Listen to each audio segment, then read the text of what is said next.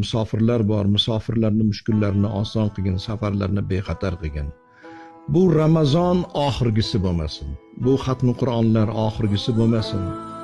Ramazonga mehmonmiz degan gapni ko'p gapiramiz. Biz Ramazonga mehmonmiz. Ramazon kelasi yil keladi, lekin bu Ramazonga yetgan odam kelasi yil bormi, yo'qmi? Takror Ramazonning shukuhidan bahramand bo'lishni nasib etgin. Parvardigor, sendan so'ramaganimizni berding, iymon ne'matini berding, islom ne'matini berding. Endi bitta o'kinchimiz bor, bitta so'raydiganimiz bor. Sendan jannatingni so'raymiz, jannatdan benasib qilmagin. Jannat rohatini so'raymiz, rohatingdan benasib qilmagin.